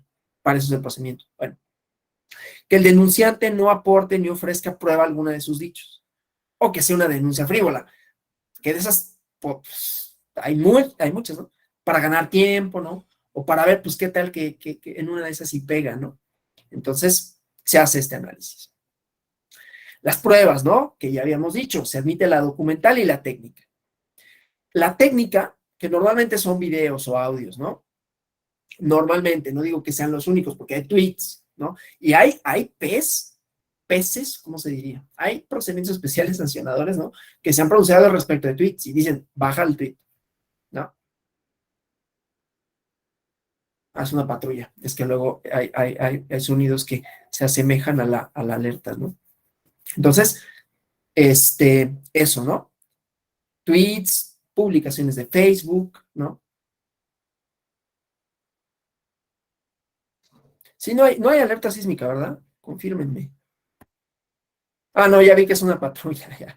Ahorita sí, ya, es que de pronto sí me... Es que luego aquí en mi casa, su casa, no se oye así como muy nítido la alerta y entonces hay que estar un poquito más alerta. Sí, ya saben que sí. Apúntale que el 19 de septiembre sí hay, digo, porque... Pues, sí, no, esa me queda clarísima. Ya luego te contaré por qué motivos, pero esa la sé de sobra. Los simulacros que no deberían de hacerlos ese día, pero bueno. En fin, entonces, la documental técnica, ¿no? Que implica, entre otras cosas, ¿no? Que hay elementos técnicos, ¿no? Medios para que se pueda desahogar, ¿no? Una computadora, etcétera, ¿no? Perdón, esto es se desahoga siempre y cuando quien ofrezca esa prueba aporte esos medios, ¿no? Para que se pueda desahogar en la audiencia. La unidad técnica de lo contencioso electoral también está limitada en sus plazos, ¿no? Tiene que admitir o desechar la denuncia en un plazo no mayor a 24 horas a partir de que se recibe. Si se desecha, la notificación tiene que hacerse dentro del plazo de 12 horas, ¿sí? O sea, recibo y tengo 24 horas para pronunciarme sobre la admisión o desechamiento. Si es desechamiento, no es que se acorte el plazo a 12 horas, sino que dentro de las 12 horas siguientes a las 24 que sucedieron a partir de que interpusieron la demanda, tengo que notificarlo. Lo ejemplifico. Pongo una denuncia, ¿no? 9:15 de la mañana. Mañana a las 9:15 de la mañana tendría que estar ya el acuerdo de admisión o de desechamiento. Si es de desechamiento, el INE tendría hasta las 9:15 de la noche para notificarme, ¿sí? Bueno, si se admite, por otro lado, la audiencia de pruebas y alegatos, o sea, admito la denuncia dentro de las 24 horas siguientes a que se presenta, ¿no? Y se notifica a las partes. Y una vez que se admite, se emplaza a las partes para que dentro de las 48 horas posteriores a la admisión, es el plazo que se da, pero pueden ser menos, se lleva a cabo una audiencia de pruebas y alegatos. Y dentro de este mismo plazo, si lo considera necesario, se propone ahora a la Comisión de Quejas y Denuncias la adopción de medidas cautelares. Ya tenemos otra autoridad, ¿sí? Entonces, la unidad técnica de lo contencioso recibe la queja, ¿no? Recibe la denuncia, verifica que se cumplan con los requisitos, emplaza a las partes, bueno, admite o desecha, emplaza a las partes, establece la audiencia de pruebas y alegatos, pero además, ¿no? Puede proponer la adopción de medidas cautelares. Claro, también estas medidas cautelares también son a petición de parte, ¿no? Pero entonces la cuestión de las medidas cautelares radica en otra autoridad, la Comisión de Quejas y Denuncias, ¿sí? Bueno, ¿qué pasa con las medidas cautelares, no? O sea, estas se pueden dictar en cualquier procedimiento con los efectos que decía para, ¿cómo se llama? Para conservar la materia del juicio, pero ¿qué pasa si me dicen que no? Y yo lo necesito.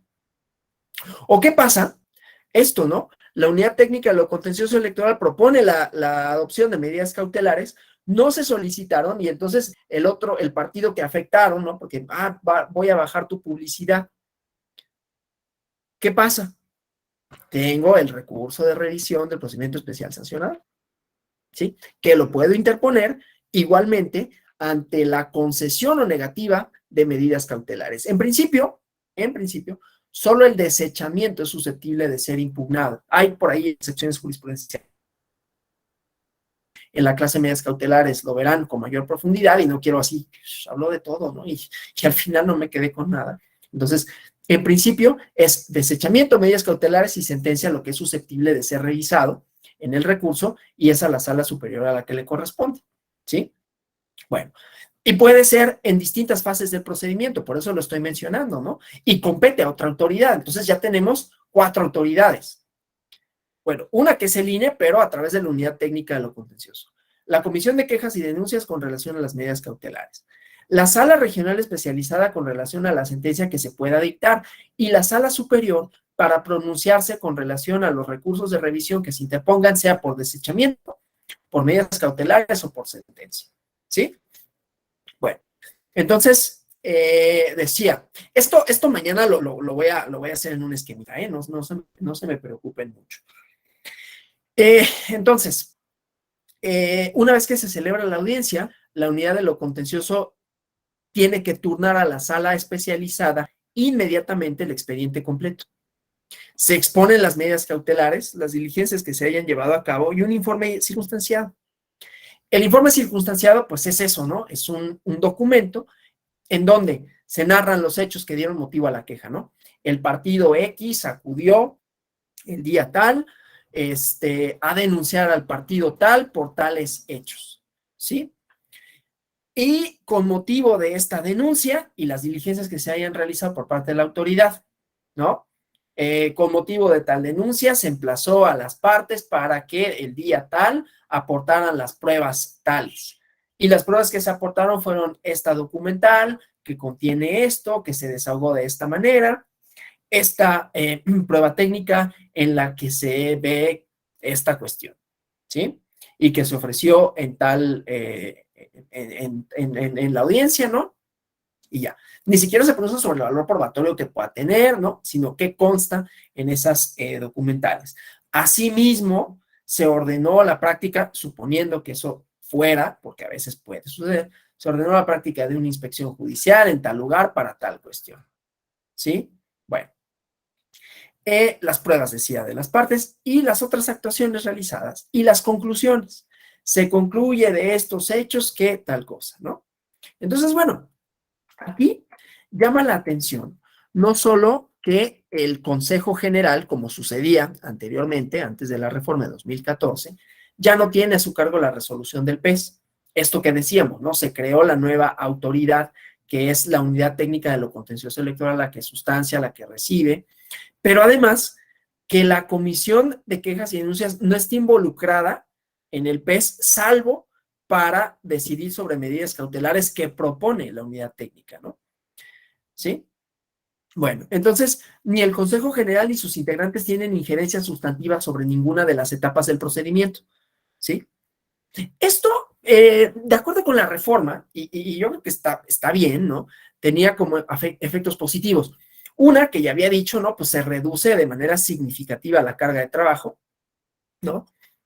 Que ya no se tiene que ocupar de materia jurisdiccional de los procedimientos sancionadores ordinarios, el INE como institución, y ya no es un motivo de deliberación en el Consejo del PES, ¿no? Entonces, ya no es un foro de contienda partidista, digamos, ¿no? Que antes, pues, había sido como un poco esto, ¿no? Y pues, desde luego, ayuda que, bueno, sí ayuda, que aminoren, no que terminen, las tensiones entre el ámbito electoral y los partidos políticos durante los procesos electorales federales, ¿no? Que pues el PES había tenido como digamos que no había, como así no me ayuden, ¿no? Porque eso había sido un poco, y era parte de lo que se quería atajar con la reforma, perdón. Entonces, esta despolitización de este tramo del PES que corresponde al INE, pues implica, por un lado, ¿no? Que los partidos tienen menos, a mí no me gusta decir incentivos, pero bueno, menos motivaciones políticas para interponer denuncias, ¿no? Esto en principio ayudaría, ya sabemos que la práctica, esto estoy haciendo eco un poco de la exposición de motivos de la reforma, ¿no? Ayudaría a reducir la judicialización de las contiendas electorales federales, desde luego. No es el caso, ¿no? O por lo menos este nuevo modelo separaba a la juez y a la parte, ¿no? Que antes estaba integrada en la instancia resolutoria, que era el Consejo General del INE. Y entonces ahora el espacio de la deliberación jurisdiccional es eso, ¿no? Ya no es un foro de contienda y luego hasta de campaña política, como lo llegaban a utilizar, ¿no? Entonces, el hecho de que el tribunal de última instancia sea también el encargado de resolver el PES ayuda a definir criterios más estables, ¿no? Por eso decíamos, la distribución de competencias que persigue, entre otras cosas, no solo la legitimidad de la resolución, porque pues si es una autoridad que tiene definida esa competencia, pues ¿por qué no sería legítima, no? ¿Por qué no sería legítima su decisión? Si está vinculada con una atribución, con una facultad, ¿no? Sino que aquí, decía, define criterios más estables, firmes y consistentes, pues es una autoridad que tanto en lo constitucional como en los hechos es jurisdiccional para todos los efectos, ¿no? No solo produce efectos jurisdiccionales en el caso del PES, ¿no? Que producía efectos jurisdiccionales porque sancionaba, sino que aquí se hace esta distribución. Vuelvo a traer a colación el derecho administrativo, porque es importante ver de dónde viene la idea, ¿no? Un poco, las autoridades administrativas, a diferencia de lo que sucede aquí, sí sustancian todos los procedimientos, ¿no? Todos los procedimientos de revisión, de verificación, de sanción. O sea, el SAT me puede sancionar, ¿vale? Y entre las sanciones que me puede poner el SAT, me puede embargar mis cuentas, puede embargar mis pertenencias, ¿no? O el IMSS o el Infonavit, ¿no? Si yo fuera patrón, que no soy, me puede sancionar, ¿no? O Profeco, tampoco yo soy sujeto para efectos de la Profeco, ¿no? Porque no vendo, no ofrezco bienes y servicios, en sentido de que no hay consumidores, ¿no? Soy un funcionario público y estoy sujeto a otra legislación, en todo caso, a otro régimen sancionador, digamos, ¿no? Que también es administrativo. Pero ellos sustancian el procedimiento y llevan a cabo la decisión que tiene efectos jurisdiccionales, ¿no? O sea, tiene efectos, pues sí, jurisdiccionales, porque se me impone una sanción a partir del incumplimiento de la norma, y esa sanción puede ser pecuniaria, puede ser separación del cargo, ¿no? Puede ser, o sea, actos de molestia o de privación, ¿no? Bueno, aquí lo que se trataba era de que no fuera, o sea, aquí hay una especie de separación de lo que la teoría administrativa en principio diría, que es la autoridad administrativa investiga y sanciona, ¿no? Aquí es que esto sea mejor facultad de una autoridad jurisdiccional, tanto como si el SAT no tuviera facultades para, o sea, puede decir, bueno, ya investigué, ya hice la revisión de gabinete. Digo, esto sería imposible, ¿no? Pero, porque no está acotado al electoral. Entonces, ahorita voy a decir por qué. Entonces, el SAT diría, bueno, yo integré el expediente, hice la investigación, hice la averiguación, y ahora Tribunal Federal de Justicia Administrativa, tú decides si hay sanción o no. Pero lo que pasa es que acá para efectos no solo es el SAT, ya había dicho Conagua, Profeco, IMSS, Infonavit, entonces retacarían de trabajo al tribunal que de por sí ya tiene bastante. Entonces aquí, bueno, sigue siendo la propia autoridad la que sustancia en el derecho administrativo, la que sustancia, la que define, pero el tribunal en todo caso aparece como una autoridad revisora de la legalidad de esos procedimientos y de esa sanción, ¿no? Aquí hay una dualidad, porque la autoridad jurisdiccional no solo es revisora, está el recurso de revisión, pero es el tribunal, es la sala superior, sino que es una autoridad sancionadora, ¿no? Esto pasó de esta manera, ¿no? Entonces, bueno, decía, la idea es que haya criterios firmes, consistentes, estables, para que beneficien la legalidad y la certidumbre jurídica, ¿no? Porque el anterior modelo, la inevitable diferencia de criterios entre la autoridad administrativa electoral y la jurisdiccional, generaba que hubiera una especie de vaivén, ¿no? En los que difería el establecimiento de pronunciamientos de fondo en los asuntos y, en consecuencia, la definición de principios orientadores para denuncias futuras, ¿no? Entonces, al ser esta instancia propiamente jurisdiccional la que asume el monopolio de la definición de criterios, entonces, la idea es que se favorezca una justicia electoral certera. Desde luego, bueno, no ha estado exento de riesgos, ¿no? Primero porque, bueno, la facultad que atribuye la LEGIPE a la unidad técnica de lo contencioso electoral para elaborar conclusiones de la queja o la denuncia, pues que no sea un proyecto de resolución, o sea, ¿cuáles son las conclusiones? Y en las conclusiones, ¿hay un proyecto de resolución o no? ¿Hay un pronunciamiento de fondo o no? En principio no tendría que haberlo, ¿no? O sea, resulta, es importante, pues, que haya criterios, ¿no? En donde sepamos que la función exclusiva del Tribunal Electoral es la de la resolución. La labor de la unidad técnica debe ser exclusivamente técnica, no interpretativa. Su función tiene que tener una frontera nítida, ¿no? Limitarse a la integración del expediente y las pruebas, ¿sí? Ahora, otra cuestión que puede suceder con este nuevo modelo, que ha sucedido con este modelo, es que, pues, se devuelven, esto es una, digamos, es una cosa potencial que ahorita vamos a ver, pero ¿qué pasa, no? ¿Qué pasa realmente? Que se devuelvan al INE con más frecuencia, ustedes saben, ¿no? Cuando los tribunales revisan, pues tienen la facultad de decir, toma en cuenta esto y te lo remito para que hagas una nueva resolución. Entonces, podría, hipotéticamente, suceder, ¿no? Que se regresen expedientes por razones procedimentales. Y con ello, pues entonces tendríamos un nuevo modelo de procedimiento especial sancionador, ¿no? Que es indeseable, ¿no? O sea, porque iría justamente en contra de los principios constitucionales de justicia expedita, ¿no? Equidad e igualdad en la contienda electoral, que son el fundamento último del PES, ¿no? ¿Qué pasa con esto? Bueno, también recordemos que el Tribunal Electoral del Poder Judicial de la Federación tiene facultad de, ahorita lo tenía en la cabeza, de resolver en plenitud de jurisdicción, ¿no?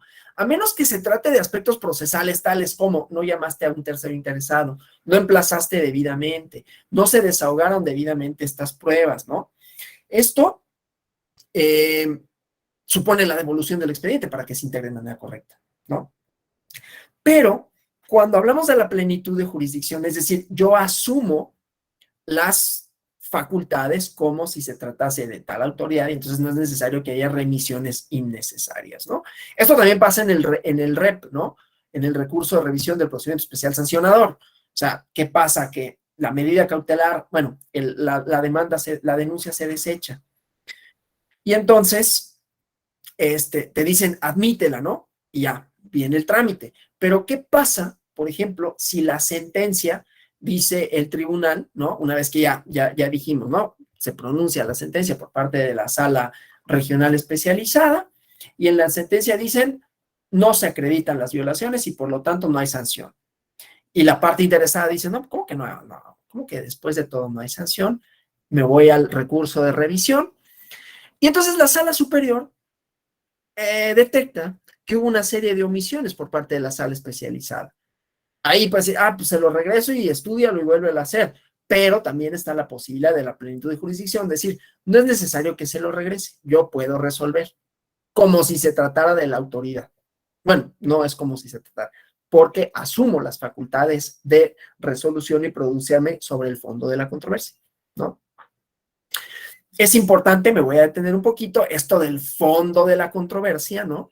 Porque como ustedes saben, uno de los resultados jurisdiccionales posibles en cualquier procedimiento es el sobreseimiento, ¿no? O sea, perdón por la reiteración, yo doy por hecho que no todos necesariamente son abogados y que no necesariamente conocen estas especificaciones técnicas, que si sí las conocen van a decir así de, uy, pero bueno, decía, una de las posibilidades en una sentencia, o sea, ya dijimos, unidad técnica de lo contencioso electoral, por un lado, ¿no?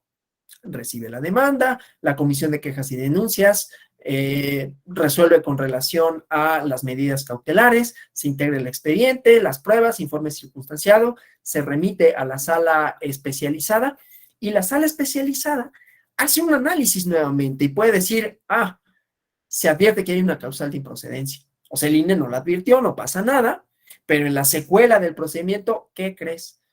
Que estos hechos no constituyen una violación político-electoral. Y entonces no es procedente. Ahí hay un sobreseimiento, porque es una sentencia, tiene efectos jurisdiccionales, pero no hay un pronunciamiento al fondo. ¿Qué es el fondo? La pretensión, ¿no? Yo acudí a denunciar tales hechos para obtener un resultado, una sanción. Y la sala dice, no hay tal, ¿no? Ante tal cuestión, ¿qué procede? El recurso de revisión. Y en el recurso de revisión van a decir, ¿estuvo bien el sobreseimiento, sí o no?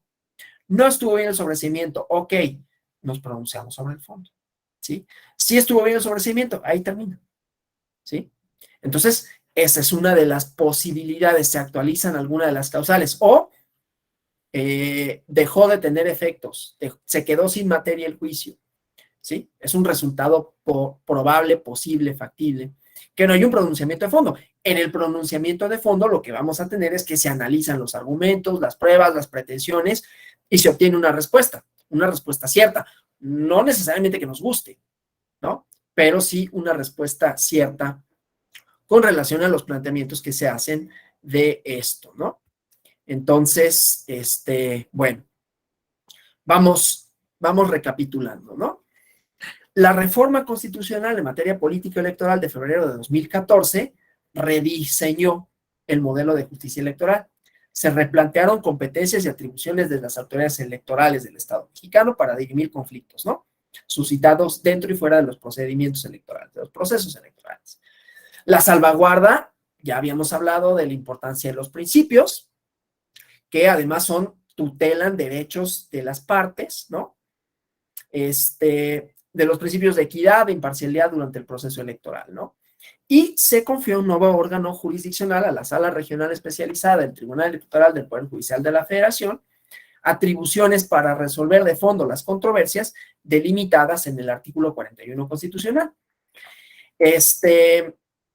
Entonces, bueno, extraer del ámbito administrativo la resolución e imposición de sanciones por infracciones a la normativa electoral y trasladar esta actividad a un órgano jurisdiccional especializado es un hito en la historia de este procedimiento, ¿no? No solo porque cambia de manera estructural el sistema electoral, ¿no? Sino por supone una forma nueva de resolver en el régimen sancionador electoral con unos parámetros, ¿no?, de la función judicial.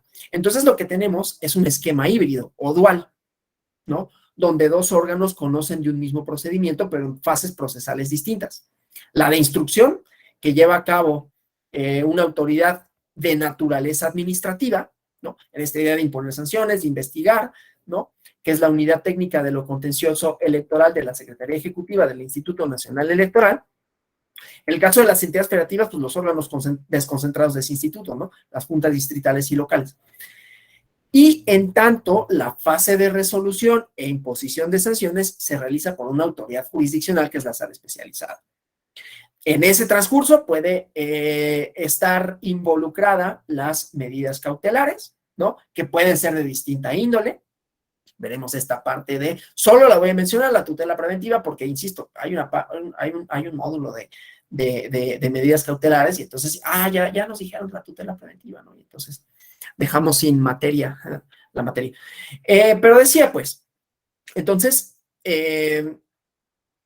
las razones, ¿no?, digamos, que subyacen a la modificación de este sistema de impartición de justicia electoral, el procedimiento especial sancionador, se había discutido desde tiempo atrás, ¿no? Cuestionar esta desnaturalización de las metas institucionales del Instituto Federal Electoral, entonces Federal Electoral, ¿no?, por la recurrencia de las discusiones que se llevan a cabo en el Consejo General a la hora de dirimir los procedimientos especiales sancionadores, ¿no? Y que los propios actores políticos, ¿no?, decían que eran susceptibles de ser sancionados, pues tenían una participación importante en la discusión de la resolución, ¿no? Porque, como ustedes saben, están los representantes de los partidos políticos, ¿no? Entonces, ahí se intercambiaban acusaciones, ¿no? O se utilizaba como un medio, ¿no?, para extender la propaganda electoral. Entonces, esta dualidad, ¿no?, competencial, exige una labor de coordinación entre la instancia administrativa y la jurisdiccional, ¿no? Y esto, pues, en conjunción con los criterios emitidos por la Sala Superior cuando resuelven los recursos de revisión, ¿sí? Que impugnan, ¿no?, los actos atinentes a las etapas administrativa y jurisdiccional, lo cual le da como un dinamismo a los procedimientos especiales sancionadores. Entonces, derivado de hechos, ¿no?, digamos, relativamente recientes, ¿no?, de procesos federales, electorales, locales, la sala especializada ha abarcado supuestos de infracción, inclusive ampliando los alcances del artículo 470, ¿no?, que ya mañana vemos su contenido, ¿no? Pero entonces también violaciones a principios de imparcialidad, ¿no?, que se refieren, que están en el artículo en el párrafo séptimo del artículo 134 constitucional, el incumplimiento de medidas cautelares que haya dictado la Comisión de Quejas y Denuncias del Instituto Electoral. Entonces, por regla general, el procedimiento ordinario sancionador, estamos, insisto, recapitulando, ¿no?, era la vía para dilucidar infracciones de naturaleza electoral, ¿no?, procediendo por excepción el procedimiento especial, ya cuando se instauró. En la práctica, el catálogo de materias que se resuelven a través del procedimiento especial sancionador es muy extenso. La verdad es que el procedimiento ordinario sí lo vemos y todo, pero es especialmente importante, tiene un peso específico relevante, el PES, ¿no? El ordinario sancionador ha quedado como un poquito relegado, ¿no? La Sala Superior ha sostenido también de manera relativamente reciente, por ahí de 2008, ¿no?, que las denuncias en las que se advierta que los hechos impactan de manera inmediata el proceso electoral se tienen que tramitar por la vía especial, ¿sí? Y excepcionalmente, cuando de manera clara e indubitable se aprecie que los hechos no guardan una relación con el proceso electoral, se tramitan por la vía ordinaria, ¿sí? Entonces, pareciera que hay una prevalencia al impacto de la conducta, dada la celeridad con la que se resuelve el procedimiento. La naturaleza sumaria, ya nos iremos, ya han señalado atinadamente, sin duda, los problemas, ¿no? De que esta sumariedad es un poquito, a veces, menos real de lo que se esperaría o más teórica que en los hechos, ¿no? Pero bueno, esta naturaleza sumaria del procedimiento especial sancionador también ha contribuido a que se le considere como un instrumento de tutela efectiva, lo que implica que las sanciones que se imponen tienen como propósito no solo el castigo de la conducta ilícita, sino que también tienen efectos inhibitorios en la comisión de otras infracciones durante el transcurso del proceso electoral y evitar, por lo tanto, perjuicios irreparables en el resultado de las elecciones. O sea, vimos estas cuestiones de las nulidades, ¿no? Y me pueden decir, ¿por qué no se instauró un PES? Bueno, en el caso de Iliatenco pues porque primero se violentó la veda electoral, o sea, fue ya durante el periodo supuestamente prohibido, ¿no? En donde se estableció esta propaganda, ¿sí? Bueno, entonces también tenemos que uno de los efectos posibles no solo es inhibir que ya no lo hagan, sino que no se contamine el proceso electoral. O sea, yo bajo tu promocional, yo bajo tu publicidad, yo bajo tu tweet, ¿no? Bueno, lo ordeno su suspensión, que bajar así, nada técnico, ¿no? Ordeno la suspensión de esto para que no se afecte el proceso electoral, ¿no? Para que no tenga una consecuencia indeseable. ¿Cuál es la consecuencia indeseable? Además de romper la equidad, romper la armonía, pues que pueda anularse, ¿no? Porque efectivamente, como comentaban, pues es lo que menos se quiere, ¿no? Por todo lo que implica, ¿no? En términos de ejercicio de recursos, tanto humanos como materiales, como económicos, ¿no? La organización y porque pues hay un principio de conservación de los votos, de los actos celebrados, ¿no? De los actos electorales válidos, ¿no? Entonces, pues no queremos invalidarlo. Esto solo tendría que ser si se produjesen perjuicios irreparables. Y entonces, para que no se produzcan, existe el procedimiento especial sancionador, las medidas cautelares, ¿no? Entonces, la sala especializada se ha erigido, ¿no? Como un pilar fundamental para salvaguardar jurisdiccionalmente los principios del Estado democrático constitucional. Tiene como objetivos primordiales garantizar, pues, el correcto desarrollo de los procesos comiciales, el libre ejercicio de los derechos político-electorales de la ciudadanía, la adecuada utilización de los medios de comunicación social para preservar la competencia equitativa entre los partidos políticos, ¿no? Y candidatos, ¿no? El modelo de comunicación política, ¿no? En donde, bueno, la reforma de 2007, entre otras cosas, pues sí, prohibió que ciertos actores contrataran, bueno, prohibió que se contratara, o sea, no pueden los partidos ni siquiera tampoco acudir a las televisoras, ayer lo comentábamos, ¿no? Para contratar propaganda, son los tiempos que asigna el Estado, hay un módulo sobre las pautas, ¿no? Cómo se distribuyen, ¿no? Y ahí van a ver todos estos antecedentes. Y bueno, entonces decía, preservar la competencia equitativa entre partidos políticos y candidatas, ¿no? A través de sus sentencias, además, también la sala especializada ha realizado control constitucional de los derechos fundamentales, ¿no? Y entonces se afirman, se protegen estos, ¿no? Según lo que manda el artículo 1 constitucional. Entonces, de manera conjunta con el Instituto Nacional Electoral, mediante órganos centrales y desconcentrados competentes para instruir el procedimiento especial sancionador, la sala es el órgano resolutor de las quejas y denuncias que se presentan con motivo de las infracciones electorales, y la sala superior, la facultada para revisar las sentencias que aquella emita a través del recurso de revisión del procedimiento especial sancionador, que también, insisto, procede en contra del desechamiento y en contra del otorgamiento o negativa de las medidas cautelares, el desechamiento de la denuncia, ¿no? La sala especializada tiene competencia en todo el territorio nacional, ¿no? Mañana vemos un poquito esta última parte de la competencia, la importancia, la distribución, y ya vamos a ver aspectos más sustantivos, ¿no? Normativos, de, bueno, ¿y qué dice el 41? ¿Qué dice la ley? ¿Y cuáles son lo que contempla el artículo 470 de la LEGIPE, ¿no? Y así sucesivamente, ¿no? ¿Cuáles son los derechos subjetivos públicos que se pueden dilucidar, ¿no? cómo se integra el expediente propiamente, ¿no? Y veremos algunos ejemplos, ¿no?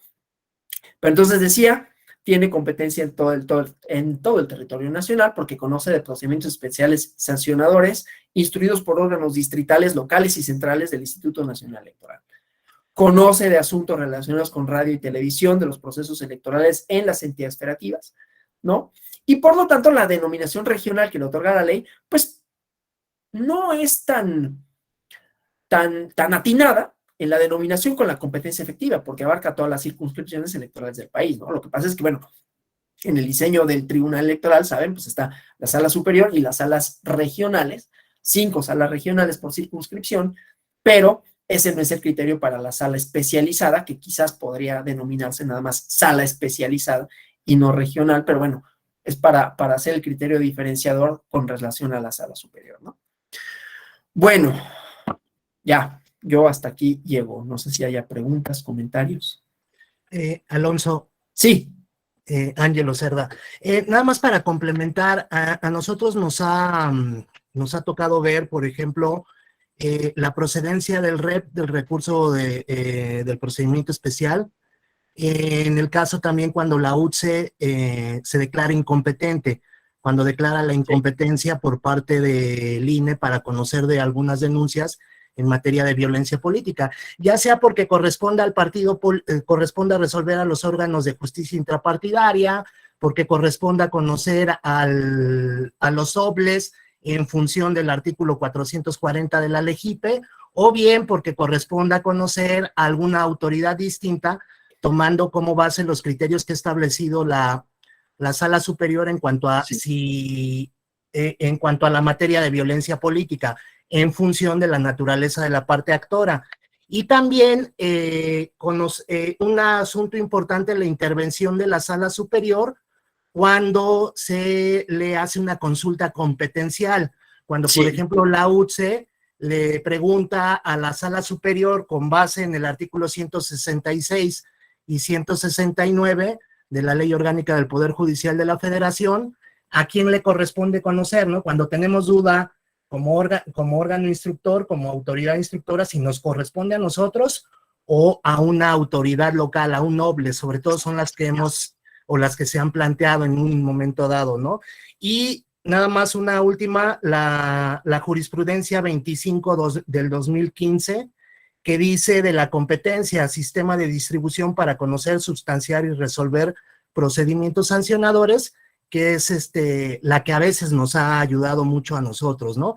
Y la última parte que me gustaría comentar es esta función que también se le da a la UTSE, a la Unidad Técnica de lo Contencioso Electoral, como oficialía electoral, ¿no? Sobre todo para el hecho de autentificar las publicaciones, ¿no? En Twitter, en Facebook, en Instagram, y ahora ya está en TikTok, ¿no? Porque ya nos han tocado ver denuncias que hacen relación a los TikToks y se tiene que certificar, o bien cuando la sala regional especializada en su sentencia mandata a la propia UTSE que en la función de oficialía electoral certifique el cumplimiento de alguna sentencia, ¿no? Sobre todo cuando tiene que ver con las disculpas públicas o algún mandato, ¿no? Eso sería lo que quisiera comentar. Sí, muchísimas gracias. No, muchísimas gracias por el complemento. Desde luego están esas partes que atañen a la unidad técnica de lo contencioso electoral. La cuestión de la competencia, por ejemplo, lo que pasa es que los efectos de declinar la competencia son análogos a desechar. No totalmente, ¿no? Porque si tú dices, bueno, yo no soy competente, eso quiere decir que están a salvaguarda tus derechos. Desechamiento no procede, ¿no? Pero, pues no siempre está como muy claro si es efectivamente competente o no, y por eso es que se extiende, digamos, el alcance en el caso del REP, ¿no? Pero sí, muchísimas gracias. No sé si hay alguna otra comentario, duda. Si no es así, nos vemos el día de mañana. Yo les agradezco por sus intervenciones, por su asistencia, por su participación, ¿no? Un poquito haré el intento de ser más esquemático en términos visuales, ¿no? El día de mañana. Y les digo, analizar como un poco el contenido normativo como también de derechos subjetivos, como de fondo, ¿no? Y ver estos otros aspectos. Muchísimas gracias, tengan un feliz miércoles Buen día. y nos vemos mañana. Gracias. Excelente día, hasta mañana. Gracias, buen día. Gracias. Excelente día, hasta mañana. Gracias, mañana. hasta mañana.